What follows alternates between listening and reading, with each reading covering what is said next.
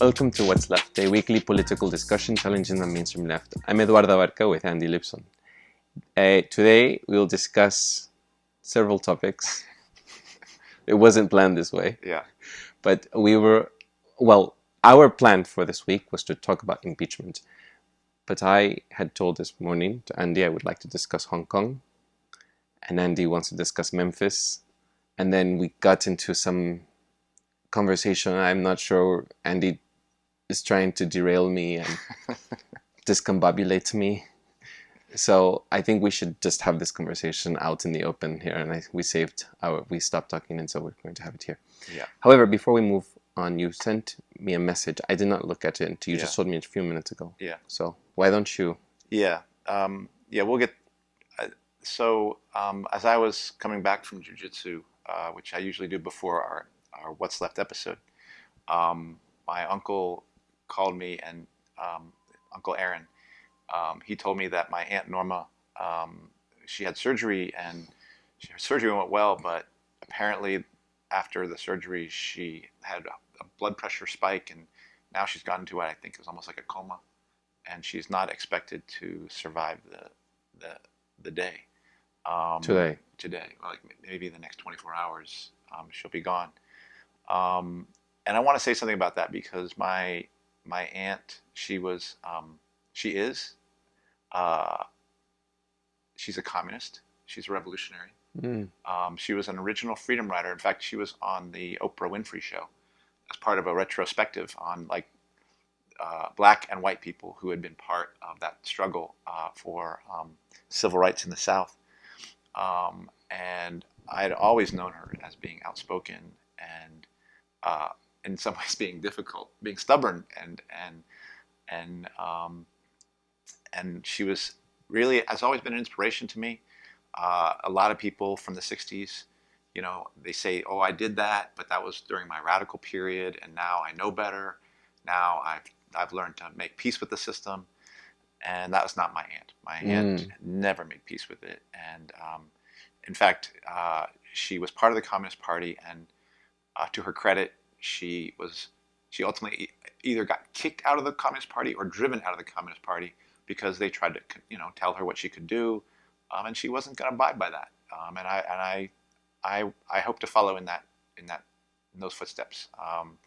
So she is one of my elders who I look to as an example of how I would like to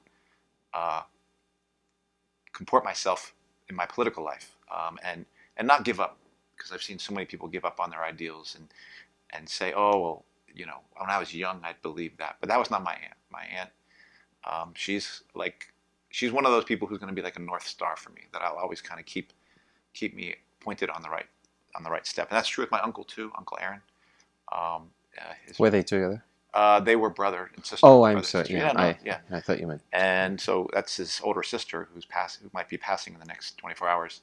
And he was also a member of the Communist Party, also kicked out for ultimately being found as a gay man. He was kicked out for that. But he was a shop steward, did a lot of union organizing. He was a homosexual in the Communist Party, and they kicked him out. Mm-hmm. Well, we'll have to expand on that another time. Yeah. I really am curious. Yeah. So, so both of them are people who mean a lot to me, and so I want to say to Aunt Norma that I love her. I told this to my uncle, and want him to wish her kind of Godspeed onto whatever she's got next for her, wherever she's going next. She's gonna be somebody else's problem now, Mm-hmm. and I was very proud to be her nephew. Yeah, nephew. So it means a lot to me to have had her in my life. So just wanted to say something here. Well, my condolences to your family if they're listening, and I'm sorry, Andy. And I want to know more of their political background, if we can. Not now, maybe, but when you have a chance, I'm curious. Yep. Well, on that note, then we'll have a lot of lively, actively hot topics. Can I say something about because we were going to do impeachment, right? Right. And then you said, hey, I want to talk about Hong Kong. And I was like, Yeah, I don't want to talk about Hong Kong. How about like No, your Alabama? question was, you did not I say to me, yeah, that's I but I'm don't just want. You said I'm to me, why do you want to talk about Hong Kong exactly, and like I'm that? right. And I said, And I was like, what why about talking not? about Memphis? Yeah. And you were like, well, they don't really know too much about Memphis. And I was like, no, we know a lot about Memphis. It And happened last night. yeah, Hong Kong happened Sunday. There are more is more. um, Memphis happened last night. So I we're what going to I talk about it. So there's two. what I read. Hold on. Go ahead. What I read was not clear for myself. That's all I was I trying know to that. tell you. I know it was not clear. And interestingly enough, that the United States mainstream media is very clear about protests taking place in Hong Kong.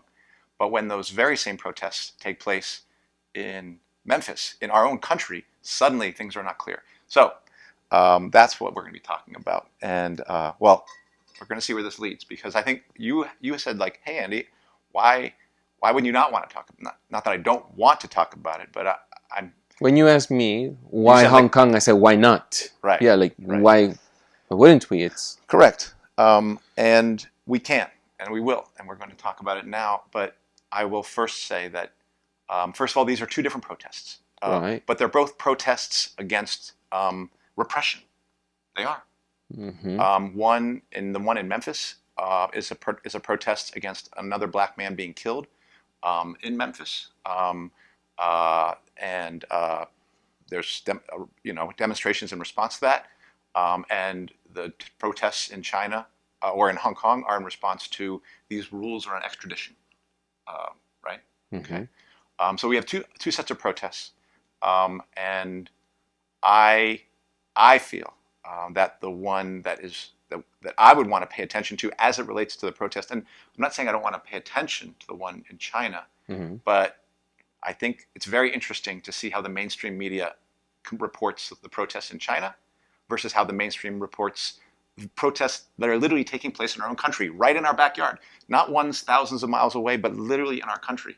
And suddenly everything's all murky, just like you said. And I don't think it's murky at all. I think the they seem to think that there's a fight for democracy in China, in Hong Kong, but they don't seem to understand that that very same fight for liberation, for freedom, for democracy, for justice, is happening right in our own country. Suddenly, it's 24 cops got injured, and we don't know why. Somebody got killed, but we don't have the details. And the fact that this is a black man, the fact that the protesters are black, suddenly everyone in this country, our mainstream media, loses its focus, can't figure out what's going on. And I call BS on our mainstream media not being able to. And I know for a fact that the United States has an interest in what's taking place in Hong Kong right now. They have an interest in what's taking place in Memphis. They have an interest in basically demonizing people who are responding to cops, police, and police brutality in this country, and they have an interest in saying, "Oh, the let's support the democratic aspirations of the protesters in Hong Kong against the autocracy of China." And both of those things, I think, are at play. That's what I think is at play here. So I can say more, but I'll let you. Well, I think that this normally does happen in the USA with mainstream media. I'm not in disagreement with that. So I suppose maybe I read you wrong, and so I'll just start off there. I felt when we were on the phone that you were pushing back. Yes, I was. All right, so I did read you right. Yes. For some reason, I felt as if.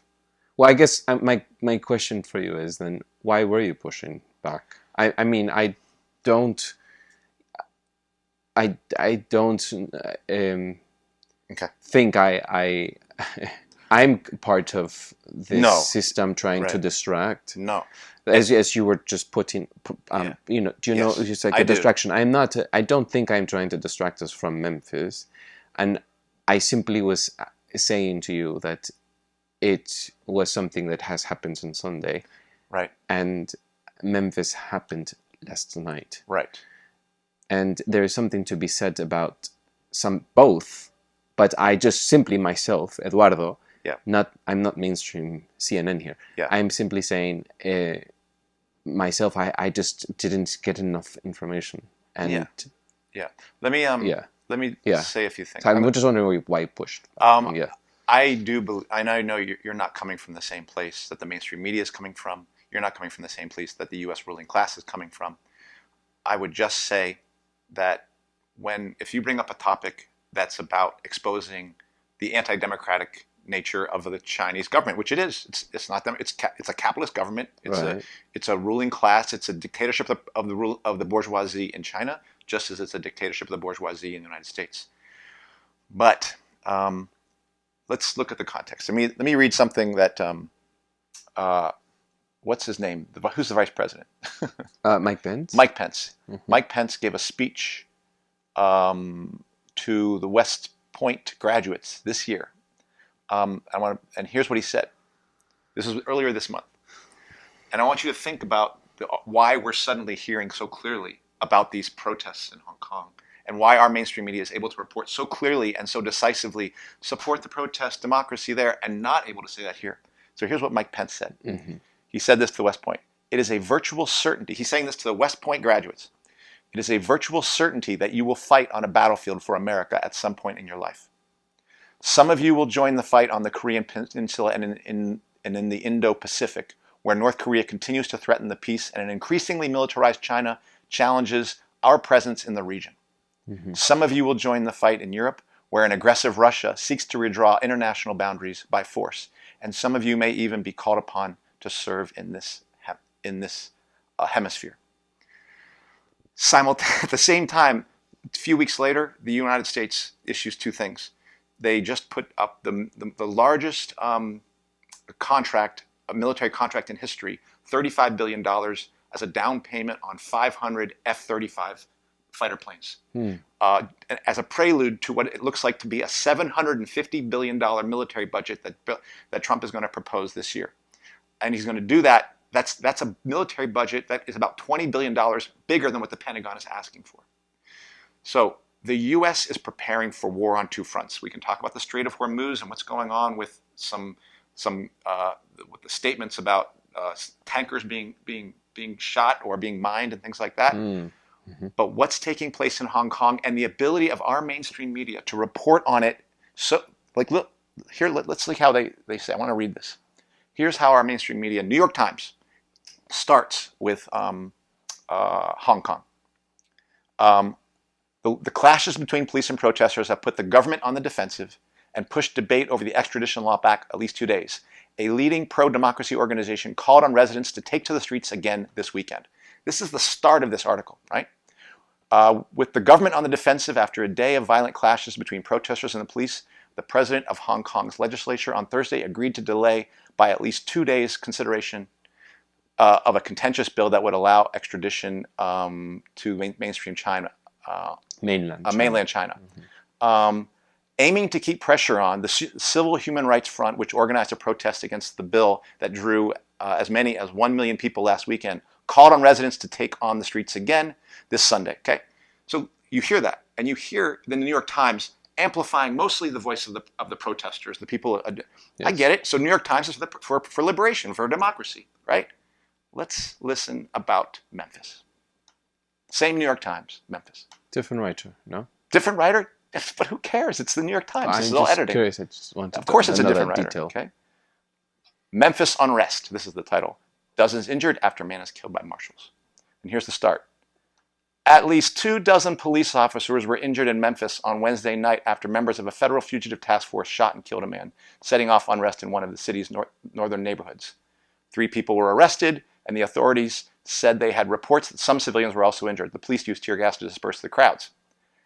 And then here's the first quote they give. The first quote they give is from not from a civil rights organization, from people pushing back against police brutality. This is the police officer. I need everyone to stay calm, the Memphis Police Director Michael W. Rawlings said at a news conference early Thursday.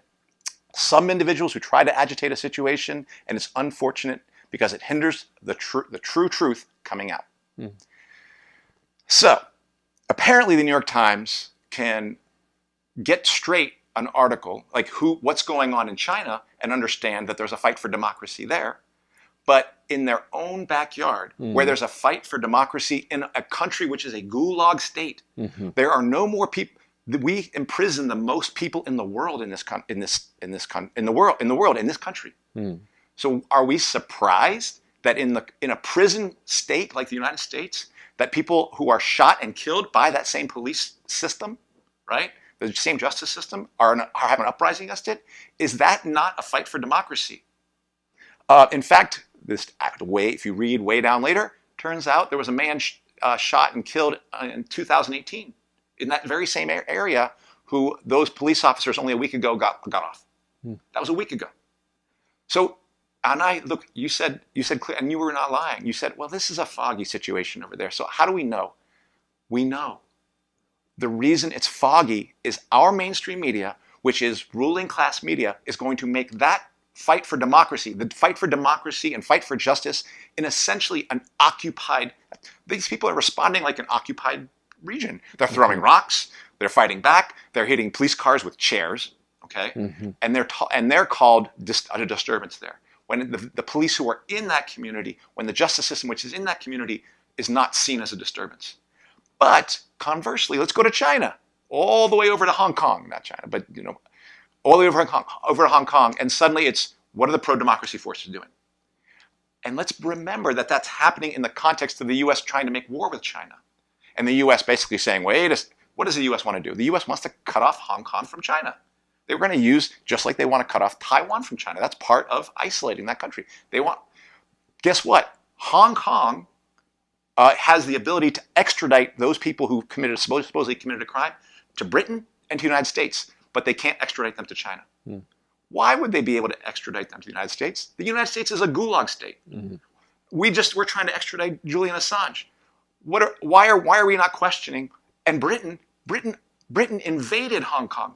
The reason Hong Kong's in China's territory right now is Britain invaded Hong Kong about 100 years ago, like 1840s, and then basically took control of it as part of trying to control mainland China. So the U.S. ruling class will use this protest as a way of taking on China. That's what this is about. I support those protests. I support those protesters. I do.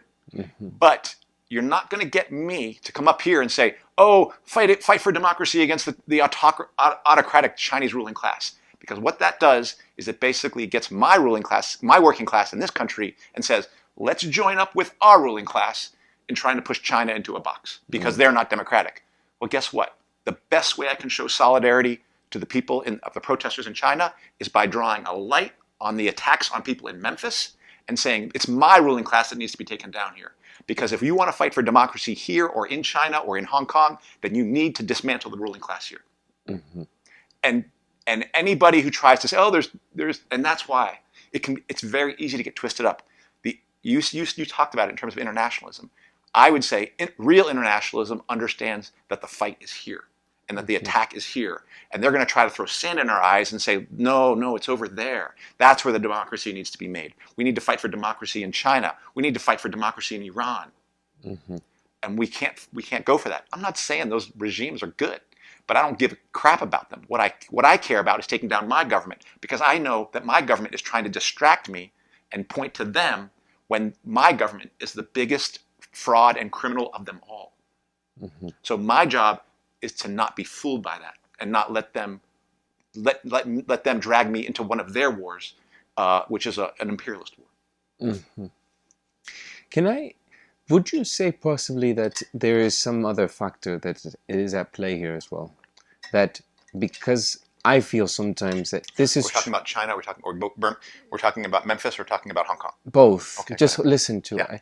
I feel as if when I bring up things, mostly, as most people have noted here as well when we had the FAQ, that I bring up stuff from other countries, and possibly it has to do with me being Mexican, having been raised in a different country, having been culturally just outside of this country, and then also understanding this culture as well. I think that there is just this thing around this. Even Hong Kong is covered in the mainstream. Yes, it is, but I feel as if, I'm trying to articulate. Give me a second. Be patient with me. I feel as if I'm, as an outsider sometimes, I'm more attuned to what's happening outside, like the Brazilian elections, like the French Yellow Vest movement and the French elections and the Spanish elections and what's happening outside. I feel as if this is, am in this country and I am very aware and I listen to politics that happened here as well. But I'm not. I have one ear here and I have one ear of what's happening in the French news, and I have another ear of what's happening in Spain, and I have another ear of what's happening in Latin America, which is the third most spoken language in this world. So I have a lot of. I'm inundated, right, and with lots of information. So I happen just to have a very broad spectrum of how I listen to the world, and I feel like a satellite. And whilst I'm very, I think, possibly very conversationally fluent in U.S. American politics, I still am able to dabble in other international affairs because I feel that way. So personally, for me, it's not so much that I feel as if I'm distracting us. And you did make it clear. I'm not saying it's a distraction. Yeah. I'm not trying to distract. Simply, I do try to shed light on other places where I feel most, like Sudan. I had brought that up, and if you notice how many people viewed or listened to that, no one really. It's unfortunate because the people don't care. And for me, that's not what matters to me either. All right. That the whether or not there's an audience for this, that Africa discussion was an important. But what I'm just trying to say is, even for the very few followers we have, it's most people pay attention to domestic affairs, I think, and that's all right. That's good. But I think maybe it's just another. I don't know how to articulate what I'm trying to say. It's just that I'm aware. Let me ask a question, because I think I know what you're getting at, and I would say that I've appreciated actually, like when you did bring up the yellow vests, you did bring up Africa. I do think you often are looking a little bit more out there for like stories. I do see that, and I appreciate that. Let me ask you this. Yeah. What did you, when you proposed talking about Hong Kong? Yeah. What did you want to say about Hong Kong? 1 in 7 people of Hong Kong were participating massively on Sunday. 1 in 7. Say more. And I think that China is a very good example of what how do I articulate? In San Francisco recently, the Board of Supervisors just passed legislation for us not to have here scanning our faces. There is so that we're not trying to be read. Face recognition. Thank you. A face recognition. Whereas in China, it's happening, and there is a massive movement for when I think we're heading there as well. And so I think that what I'm trying to just show is have us shed light on where we're all just what our governments, such as Russia, China, and the USA, and even in Latin America, where Israel también is meddling with, given their technology. So I think we need to look at all these forces, these gangs. So what would we do? What would you ask us as workers in the United States to do about this autocratic, meddling China? What would you, and the China, which is trying to take down Hong Kong, which is squeezing Taiwan, which is repressive to its own people, which is snooping on its people. What would you want us to do? We've already touched on this, I think. Well, I think personally that we have to organize here domestically. But I also think that we can try to learn from just international global history. I think we can learn from what's happening everywhere. In the Philippines, like with Duterte, and everywhere. I think with what lessons would you want to draw out of these protests? Because I'm going to tell you that the reason I say this, Eduardo, is we are a very small voice, right? There is a giant, we live in a country which has a giant megaphone of China is autocratic, of Iran is autocratic, of Putin is a madman. And you will use that with this giant megaphone, will use that to drive the working class in solidarity with our ruling class into war with them. That's what Pence was talking about. Mm-hmm. He's planning on doing that. Mm-hmm. Do you understand that when we go China, da-da-da-da, Iran, da-da-da-da, and that's true, actually. There's truth in that. Right. And the Iranian people have to take down their government. I'm saying that the best solidarity we can have is not to ignore that. I'm saying the best solidarity we can have is to not be fooled into thinking that the enemy of the working class here is over in China, or even over in Russia, or over in Iran, but to know that all these forces, the mainstream media here, the entire mainstream media, Democracy Now! To InfoWars, all of them are saying, InfoWars is talking about China. All right, mm-hmm. Democracy Now! Is where you might have heard of this sort of thing. I heard it this in is KPFA. Well, so the Democratic Party and the Republican Party are, and Trump has helped make this happen, are now united on making war with China. They're united on it now. There was a debate around it. Now they're ready to go. All right, and so do you see that what we do is we by not being, and essentially seeing the fine print in that, by not pointing out, I'm not trying to say, let's not talk about Hong Kong. What I'm going to say is, I'm not going to let them turn Hong Kong into me building the rush for war in this country against the Chinese. So I have a question for you. How do you see Hong Kong then? How do you personally see Hong Kong? Is it something that you will just dismiss then? No, I think. But how are you supposed to then see? I'm going to draw the attention to the hypocrisy that the biggest anti-democratic forces that we have to take down are right here in this country. That our country will go over there and look. The New York Times is trying to tell. Look, the New York Times just tried to support those protesters there. They just were telling that while dismissing, literally, protesters who are facing police brutality and a gulag situation here in this country. Mm-hmm. They were dismissing that. So I'm not going to let them put the narrative to it, because I know their narrative is a lie. I know their narrative is a capitalist narrative of war making and imperialism. Mm-hmm. So I have to say to them, sorry, I'm not going to fall for your false democracy. I know what you are trying to do is use the actual desperation of people in Hong Kong who want to fight back, and you're going to try to use it to drive me into supporting your war against China. And I'm not going to do it. I'm going to call out the anti-democracy here. I'm going to call out your lies about the actual struggles for democracy in this country and say that my solidarity with Hong Kong takes this form and this form only. Down with Barack Obama, down with Hillary Clinton, down with Donald Trump. All of them have to come down. Mm-hmm. That's it. That's how we do this. We have to take this system and dismantle it. That's my solidarity to the people of Hong Kong. Because the alternative is my U.S. government getting its fingers into their struggle, which they already are, and it becomes less democratic. It becomes part of an imperialist war of who is going to control that region.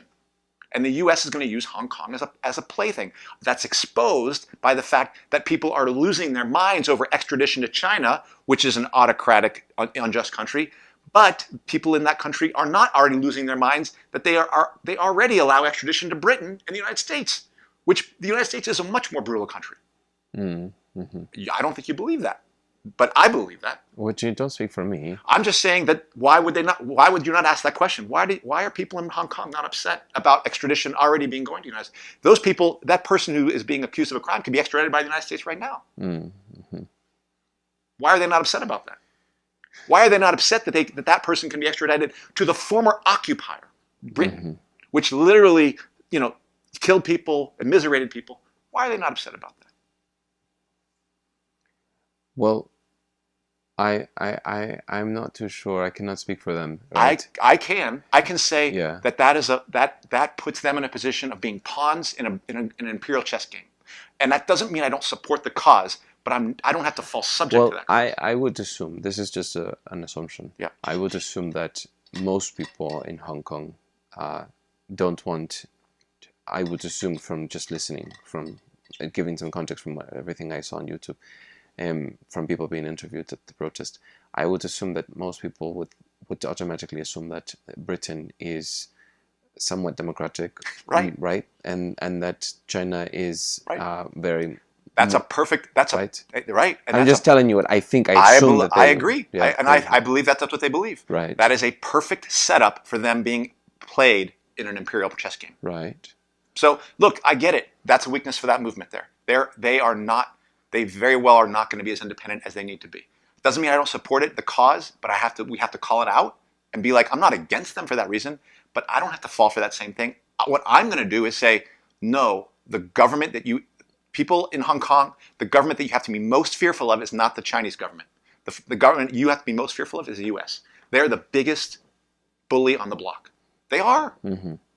I mean, they're not going to believe me because they think we have democratic here. But I can show them Memphis. But you understand that sometimes those connections are challenging for people to make. I understand. That's because the dots there are not very outright clear for most people. When a woman from a Muslim country that has to have her brothers be her guards and not allow her to drive, or a woman is not allowed to walk without a man being there, and then they come to Britain, they're trying to, like one of the teenagers that wasn't tried to find a refuge in an airport.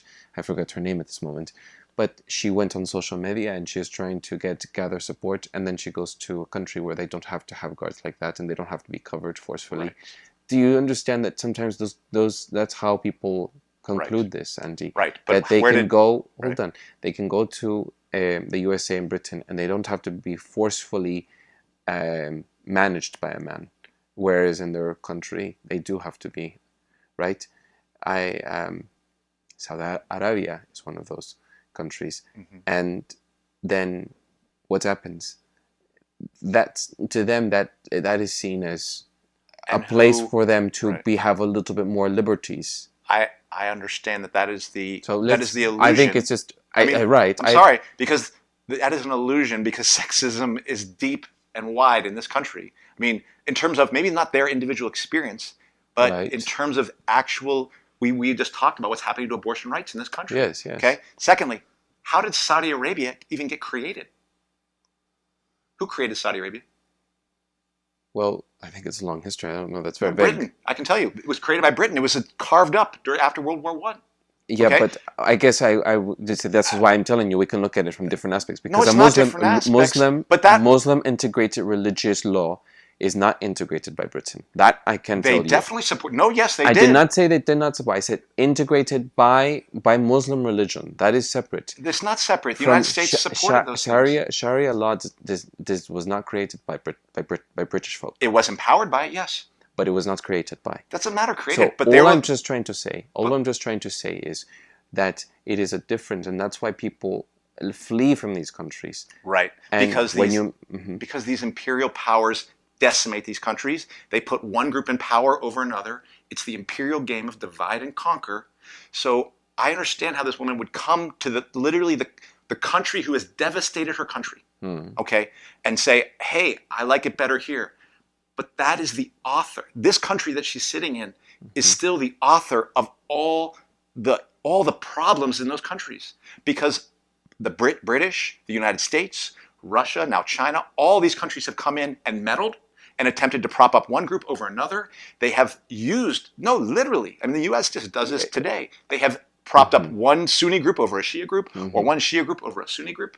Yes, they didn't start it, but they use those things to sow the divisions to conquer the whole region. I agree with that part. Well, so then I'm going to say that if you come, like Star Wars, if you hang out on the Death Star, and you're like, hey, I got a good job here, and people treat me all right, but that is the thing that actually destroyed your planet. I don't know what to tell you.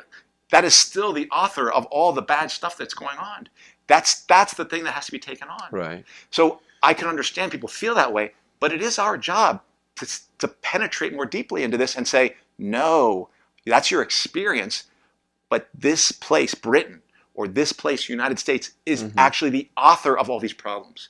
It's the author of Wahhabism being used as a tool against the people of Saudi Arabia, of Yemen being destroyed right now by Saudi Arabia. It's the author of all this stuff that's going on in Iran. And the U.S. is open about it. They plan on using Indochina, the whole region, as a plaything for fighting China. So Hong Kong, who is now looking at the United States as an ally, has to understand that country is being seen as, we're going to fight the Chinese there, so we don't have to fight them here. So your country, your region, your city is going to become the battleground for that fight. Mm-hmm. You're welcome.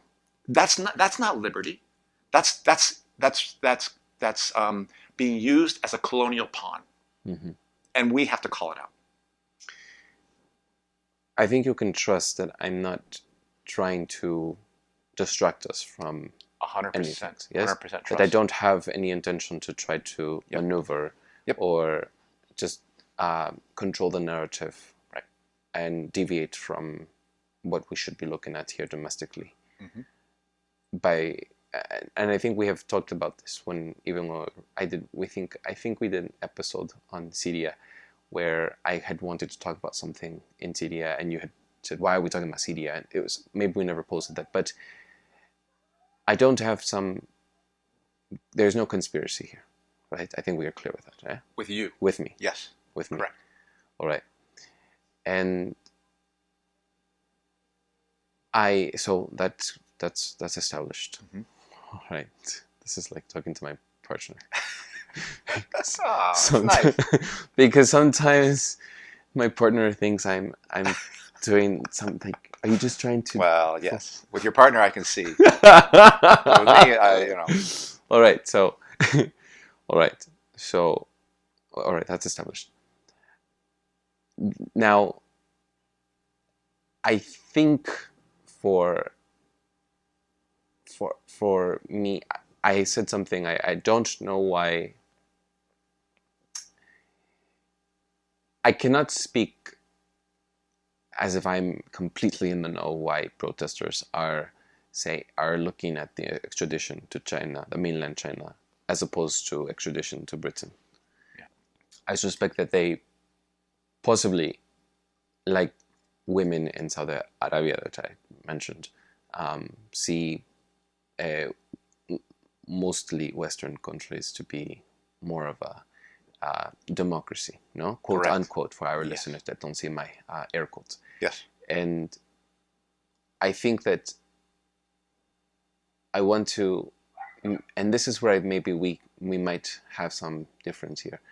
I almost want to give some. I'm sympathetic to the people who are trying to flee war-torn countries, Mm-hmm. and I'm sympathetic to people who don't want to or are exhausted because of many factors. Why people are like, one of the things that people here in the USA will say is, don't flee to this country, to the USA. Go back to your country and fight your government. And this is what I hear some people will say. Right. Do either of us agree with that? No, we don't. We don't agree. We right? don't. Open We borders, don't. right? Yes. Yeah. Okay. But it almost feels that is how, when you're saying to focus domestically, I'm not saying that you've said this, but it feels as if that is almost, it could be interpreted as if that is that same message. Because I have seen people who are anti-immigration say, if you're so willing to fight for your child and risk your life for your child by crossing so many countries to come over to this country, why don't you risk your life in fighting your own government? And of course, that is not how you are, obviously, trying to say this. I know you, and I know that that's not your message. But what I always go to is how your message can be interpreted. And I understand why people would not connect all the dots that you have seen. And I've seen that the way that you carry your message sometimes is confusing. Even for myself, Andy, before, a long time ago, it was very difficult for me to follow you. So I just want to clear up some points that you've mentioned. Mm-hmm. When we brought up what happened in New Zealand, you were talking about mass shootings in the Middle East. By the United States government. Right, yeah. and I was trying to shed light on what happened to New Zealand. Right. And you were talking about this is happening already by the USA mm-hmm. in the Middle East. Mm-hmm. When we're talking about Hong Kong, you're talking about, look at Memphis. And I think people, and I'm not just assuming, because actually someone Mm-hmm. wrote a letter, and so I know You what talking about people. my mother?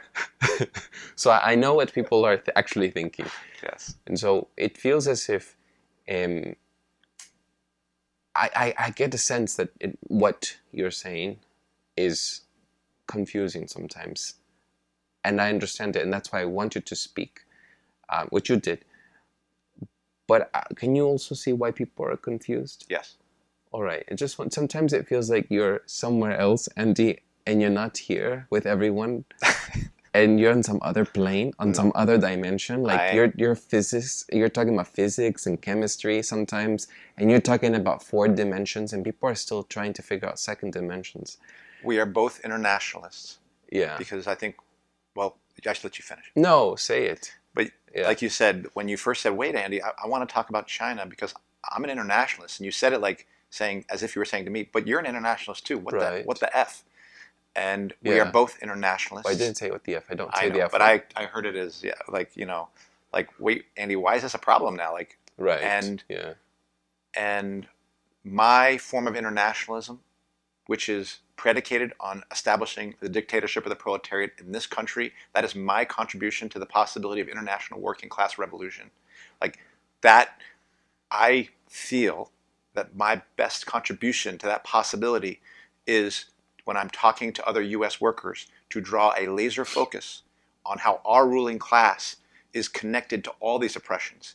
And we have to be wary of our ruling class using a struggle like there's like even if the struggle like we talked about in Maduro, Venezuela. in Venezuela, right? And there are people who are rightfully pissed at a so-called socialist Maduro and opposed to him, and now the U.S. is going to use that to support Guaido and back the forces of reaction there. And some Venezuelans are going to support that. We actually know that because Hema's talked to them. Okay. Yeah. Similarly, our U.S. ruling class will attempt to divert and throw sand in our eyes by turning the righteousness of a struggle against Chinese autocracy that might be taking place in Hong Kong, and I do support the struggle in Hong Kong against the whatever repression they're facing. Yeah. But the best way I can support that is to not allow my government to use their struggle to make that region the chessboard upon which war is waged in Indo-Pacific region, which is what this guy, our vice president, went to West Point to say. He's preparing our soldiers for global war. So we have to prepare our working class for that same global war because they're trying to condition us to say the Chinese are our enemy, condition us to say the Russians are our enemy or so and so is our enemy. And I'm going to say no. The forces, the anti-democratic forces we have to fight are here. And as evidence of that, I can direct you to a struggle that's just as dire, a protest which had pitched battle between police and protesters, and I can point to one right here that's going on that our government is going to try to tell you, oh, we don't understand what's happening there. Yes, we do. And I guarantee you, if this was happening in China, and there's racism in China, and if the Chinese government was pushing a racist agenda in some city or some state, I can guarantee you how it will be reported by the New York Times with absolute clarity of the autocracy and the anti-democratic nature of the Chinese government. But the very same thing happens here, and everyone's all confused all of a sudden. And it's like, wait, let's let calm. People have to chill out, be calm. We have to find out the facts first.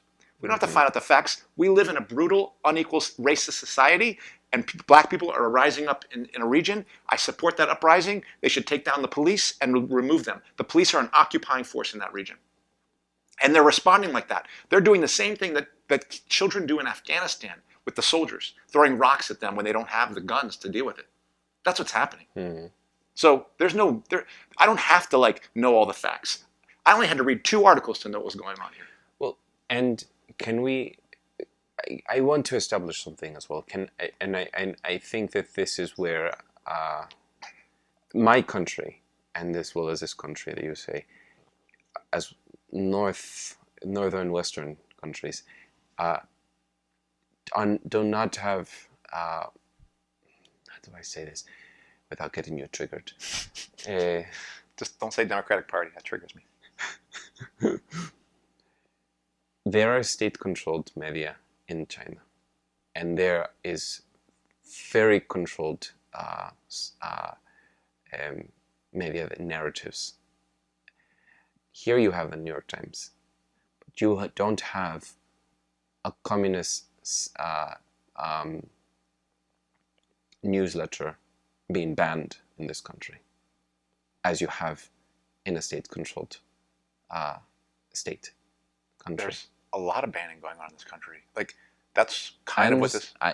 So you can write some. We can write something. There are people who are being taken. Hold on. This is where I know you. I'm telling you, you're going to get rid. Look at the NSA. Let me explain. Yeah.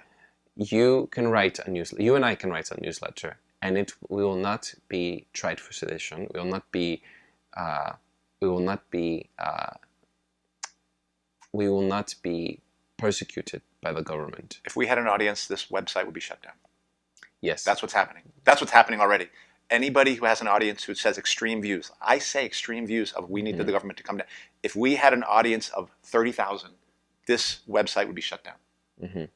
I'm sorry. That's the reality. I agree. We live in that country. But if we write a newsletter... Because they don't care about it. It's like a tree falls in the forest and no one hears it. Even widely spread, widely spread like the ISO's paper was not banned. The ISO supported the Democratic Party. They melted. All right. They weren't even a threat. But you understand that there is no ban. I agree. You agree. I agree that there's so-called legality for socialists to say what they should say. Unfortunately, socialists don't say anything radical. Socialists right now are saying, let's bring back FDR. Is there a ban for newsletters?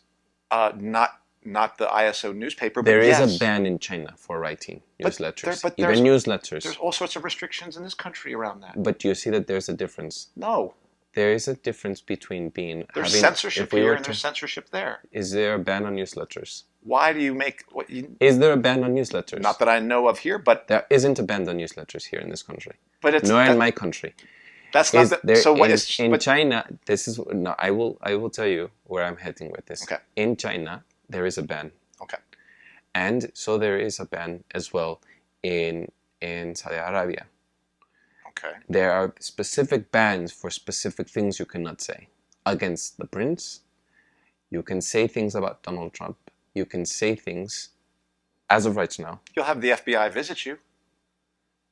You cannot say... Yeah, you cannot say or mock the president the way that you cannot mock the prince in Saudi Arabia the way that we can mock Trump. There is a difference, Andy. So, what are there 2.3 million people in prison in China? Huh? Are there 2.3 million people in prison in China? Well, I'm not going to answer this because you seem to think you think there's more freedom here. No, I did not say that. Well, then I don't know what you're saying. All I'm just trying to say is there are certain leniencies here. I'm not saying... And then in other ways, like we can do newsletters, but they shut down the websites of extreme Those are views. corporate owned, and that's the problem, yes. I agree. So in there, they do what they use the so-called Communist Party. Here, they use the free market. Either way, they're both bourgeoisies that are repressing their people. And what I'm trying to say is that there is a difference for groups of people to organize here, writing something like that is not corporate owned, that we can do that is not banned, or you cannot do, such as in China or North Korea. You just simply cannot. You simply cannot say or anything against Kim Jong-un. You cannot say anything against. I was going to say BDSM, but oh no, yeah, MBS. Oh, not BDSM. That's Bin Salman. You mean that you're talking about the Bin Saudi Salman. Arabian prince? Yeah. You cannot say certain things. In North Korea, nope. And in Saudi Arabia, no. Look what they did with Khashoggi. Jamal Khashoggi. So we don't have people here in the USA being chopped up in an embassy. All right? Dude. Hold the on. United States. Hold on. I'm not saying... Look what we do in Cuba, Guantanamo Bay, Abu Ghraib. The United States has torture centers all across the globe. There are certain leniencies we have to acknowledge in this country. No, I don't have to acknowledge them. I'm going to say it. You don't agree with it. I'm going to say that the most brutal country on this earth, the most unjust country on this earth is the United States. It is our ruling class. It is internationally brutal. It is internally brutal. Yeah, I agree. No, the most brutal. You don't agree. You actually think it's the worst is North Korea. You think the worst is China. I did not say you that. think the worst I is Saudi said Arabia. what I said, which is recorded. That's what I said. And I'm not trying to go into this thing about what you think I'm thinking. No, I said what I said. I said that we can write newsletters, we can speak against Trump like we are now. No, not now at this moment, but we can mock the president. You cannot mock Kim Jong-un. You cannot mock bin al-Salman. You cannot do those things. So there are differences that you cannot speak foul against a dictatorship. So like how many countries is North Korea occupying? And compared to, I mean, like occupying with their soldiers. No, obviously they just have their own country. But mostly their country. I don't believe they occupy anyone else. Not that what I about don't the United know States? of. What about the United States? What about this beacon of democracy? Mm-hmm. I'm not saying that you want to talk about newsletters. I want to talk about soldiers, literally drones being used to decimate people, soldiers being used to occupy regions, okay? And you're going to make, oh, they don't censor this, but they can do newsletters. Eduardo, the reason you're saying that is because you're trying to make an implication. You're not necessarily saying, you're trying to make an implication that we have a more enlightened, a more democratic system here than there. That's what you're attempting to say. We have leniencies, yes, Andy. Well, I'm just saying you're trying to say it, and I don't agree with that. I'm saying the most brutal regime, please hear me. Mm-hmm. I'm saying... I heard you. You spoke for 14 minutes. Right. And the most brutal regime on the planet is the United States. You don't agree. And I'm saying because the reason I can say that is because the U.S. is responsible for what Saudi Arabia is doing. The U.S. is responsible for what all these countries that are doing some of these brutal things are doing. And they created those divisions in order to ensure that they can continue to be wealthy. I understand that. So the United States isn't just internally repressive, it is internationally repressive. And where I'm heading with what I'm saying is that, how do you then, I have a question for you, this is my following question. How do you then, what do you say then in the context of, let's go back to World War II, or before World War II, when Hitler is committing genocide, and people are not even able to organize. There was the Polish resistance in Warsaw ghettos, yes. And are you going to ask me what I say about what we do here in the United States? So we do not just, so... No, we do not, I believe, we turn imperialist... No, we use it as a way to take down our own government. We do not fight overseas over forces that the United States actually supported. They supported Hitler, okay? We turn imperialist war abroad into civil war at home. That's what the Communist Party should have done. Instead, the Communist Party aligned itself with FDR, shut down the strikes that were taking place, and said, we're going to war. We're going to fight fascism. And that, they were pulled into imperialist war. That is not what we should have done. What we needed to do in World War II, while Hitler's soldiers are on the march, we needed to take this country's government down and make a socialist revolution happen in this country.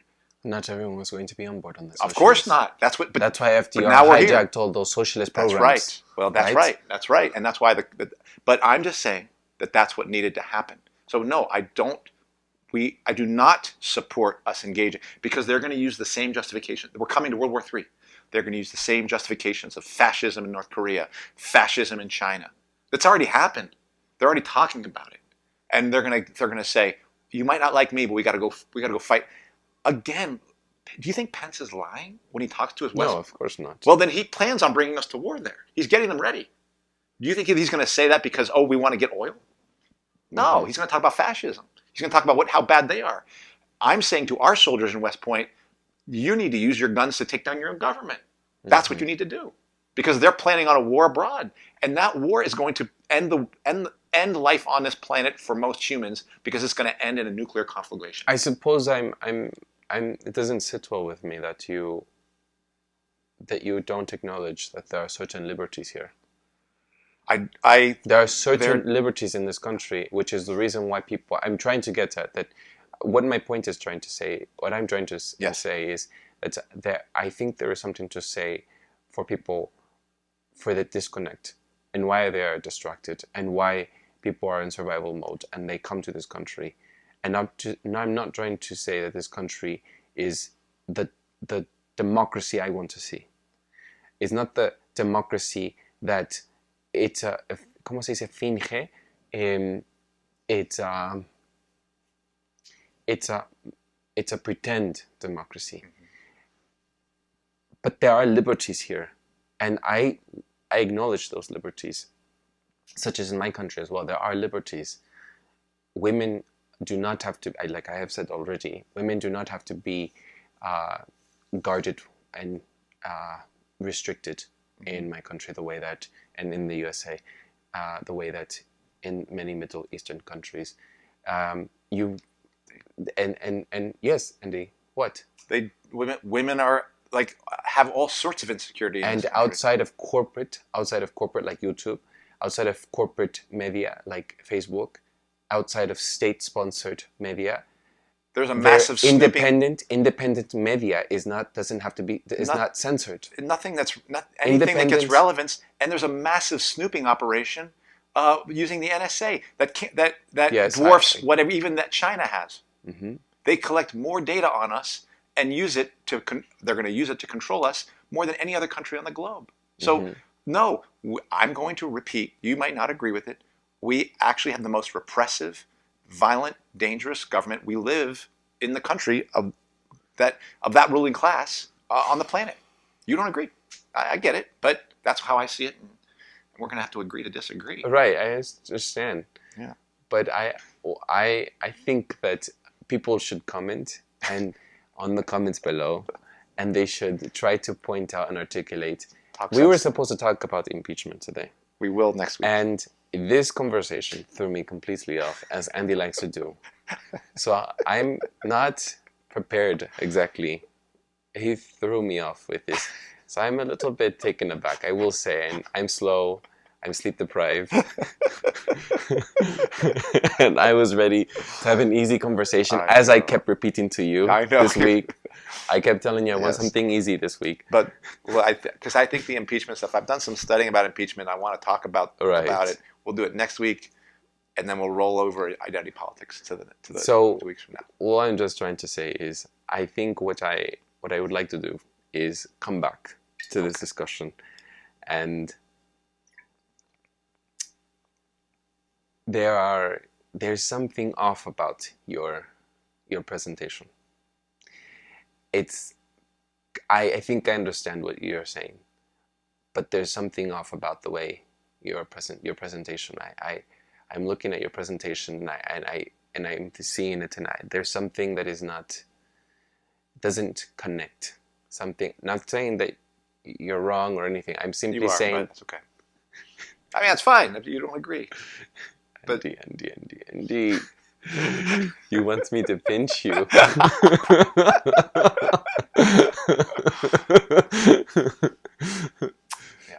Yeah.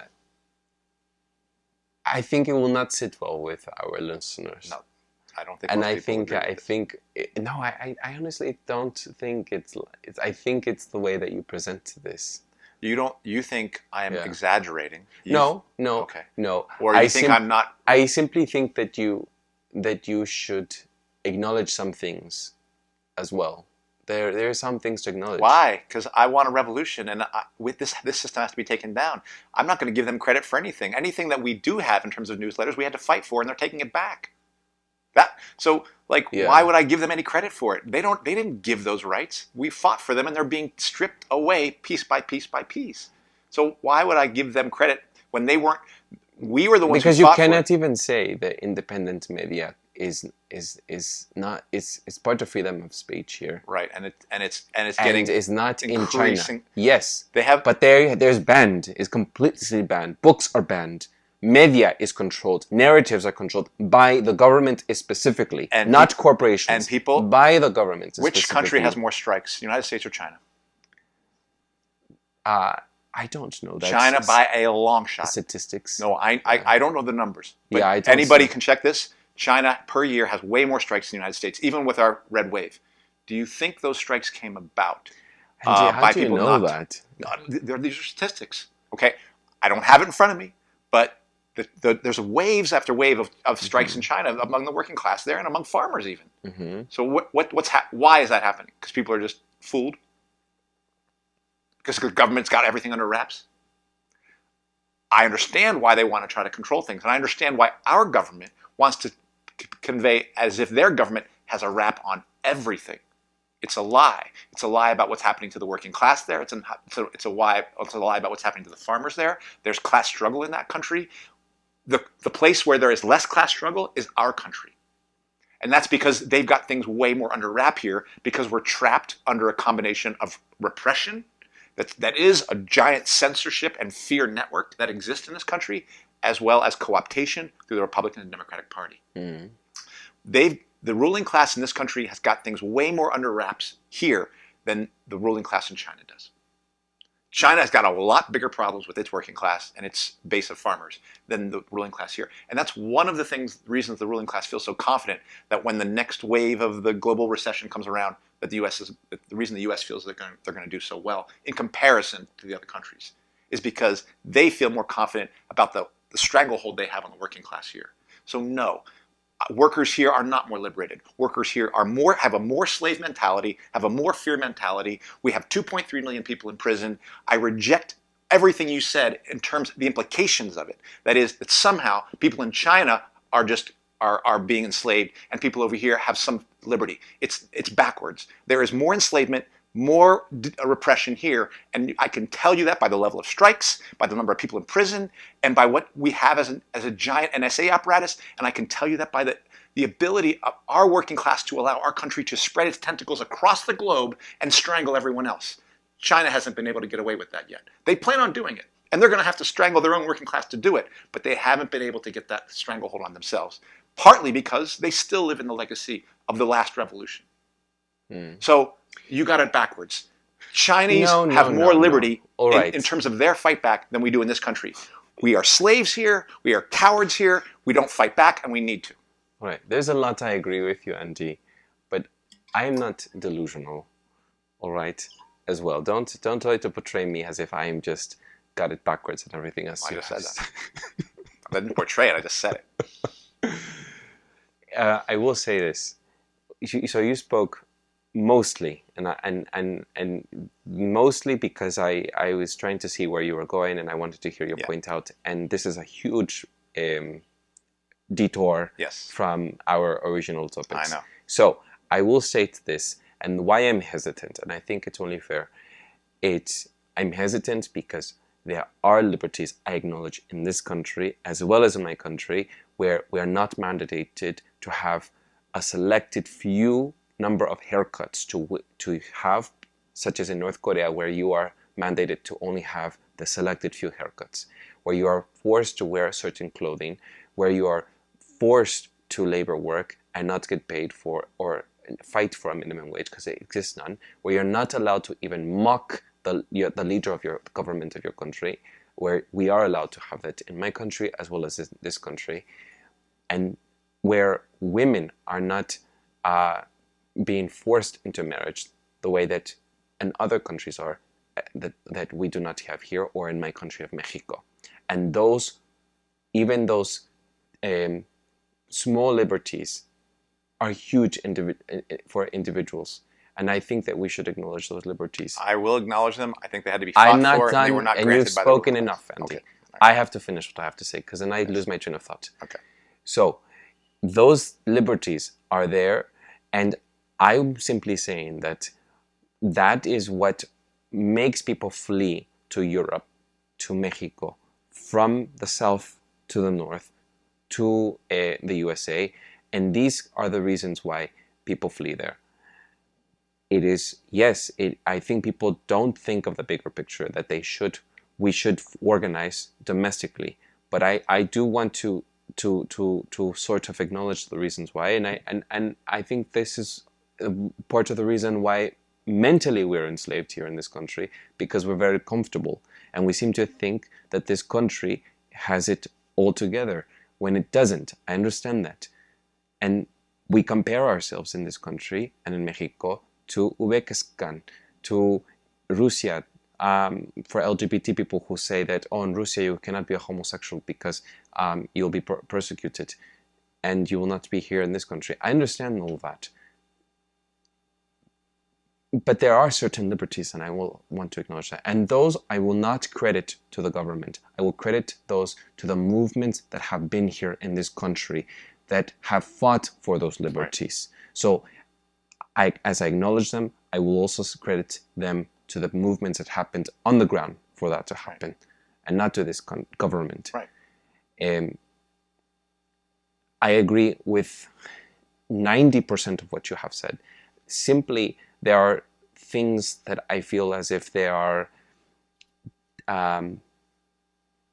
maybe not understood for a lot of people, because people see things as isolated events.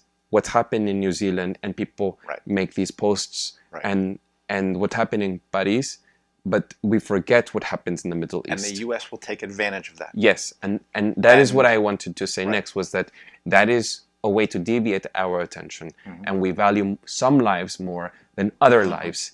And this I acknowledge as well. I wrote a Facebook post about this actually in 2016 when I was in Europe and I was abroad and in France, and I was in England, and Paris attacks happened, and then the Belgium attacks happened in 2016, mm-hmm. and no one acknowledges how many deaths have happened in the Middle East, in Syria. Mm-hmm. So yes, I know that this is an advantage point to the governing class, where they can say, look what these terrorists are doing mm-hmm. in our Western countries, like in our beloved Paris. Right.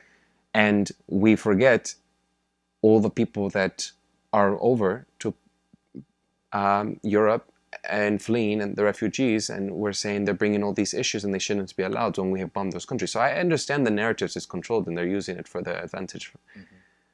It's just, I feel sometimes you just also don't want to acknowledge, sometimes you're so stubborn to acknowledge that these fought, hard-earned, small liberties that have been, like I already said, I feel like I'm being redundant, have been gained through movements on the ground, should be acknowledged. But you're right, they're just small and they're not enough, and there needs to be an overturn and overhaul of the entire system itself. Right. And those movies were anathema to our bourgeoisie, and it's our bourgeoisie that is responsible for all this mess. That people don't just leave Mexico or South America because they see a beacon of democracy. They leave there because our bourgeoisie is responsible for torpedoing the economies of those countries. Yes. So these are not just people fleeing a sinking ship. Our country sunk their ship, and now they have to leave to go somewhere else. Come here, ironically. So I'm not going to give us credit. I'm not giving the U.S. any credit for being this beacon of democracy, because it isn't. It's a beacon of violence. It's a beacon of imperialism. It's a beacon of war. It's a beacon of class division. That's all it is. That's all it's ever been. And to the extent that there's any liberties, it's the ones we've extracted from them. And then now they're trying to take them back.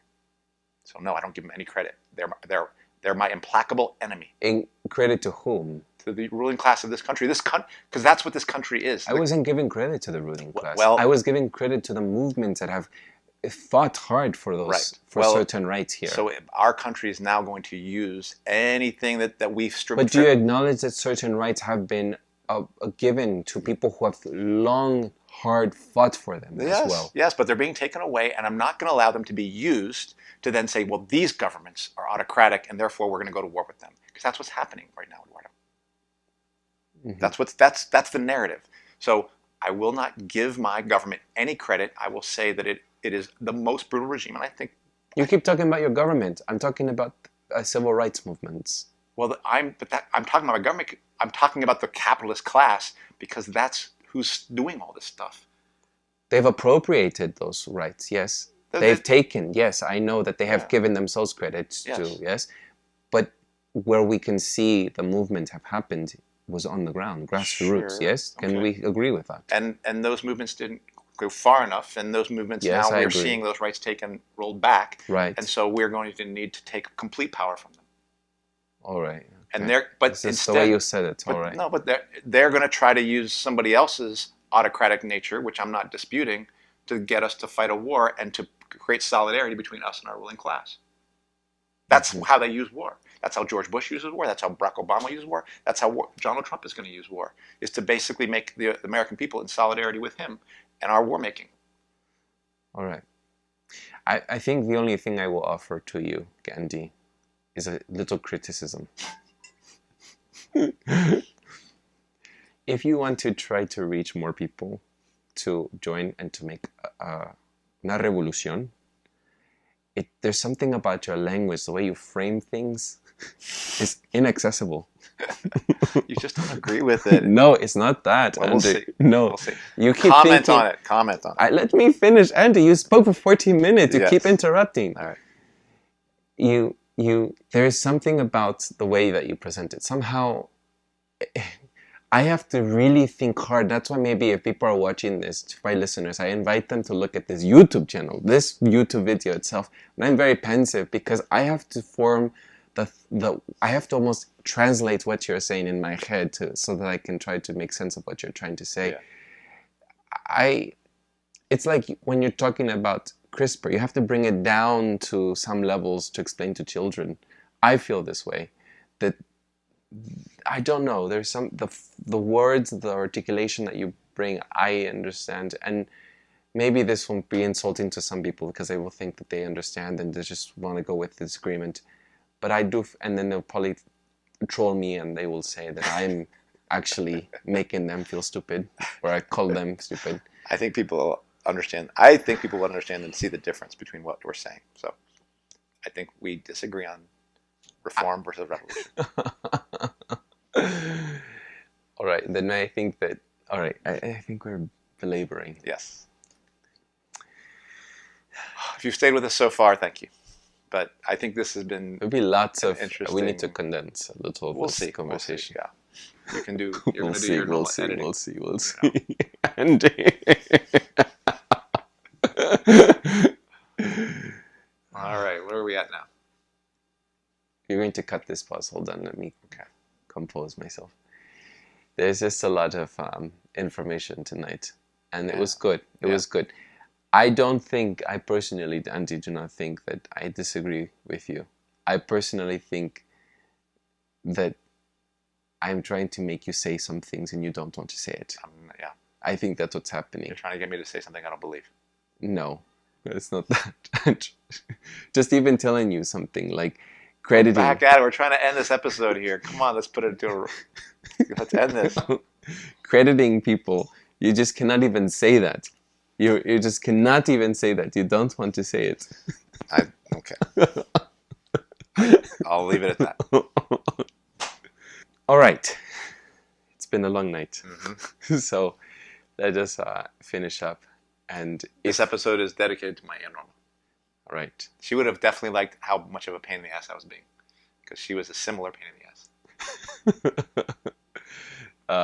And she would agree with me more than agree with you. Well, I think we will revisit this conversation. This is maybe part 2 or part 3, because I think we had something similar. So we'll revisit this conversation. Mm-hmm. Thank you, Andy, for moving us some other way. Mm-hmm. Mm-hmm. Impeachment next week, I think. All right. Then identity politics after that. All right. So that's the topics that we will have. If you liked any of this, please subscribe, rate, review, and best of all, share. Right. And I really do think that this one, especially, this one I will say, please write your comments below. Yes. We had some wonderful comments for the topic on ISO, former ISO member. Yeah. And I think that this will generate a lively discussion. I would really like to hear this one. Me too. And even if this is a comments that will happen in 2 years, 3 years from now, I would really like to revisit this episode in the future. So thank you very much. With that said, we will leave it tonight with... And you can see it on YouTube. Yes, thank you. You can tell how sleep deprived I am. iTunes. You can see us on YouTube. You can see us on iTunes, BitChute, Stitcher, and Google Play. Yeah. Thank you very much. All right. And we'll chat. See you next week. All. Bye-bye. Ciao.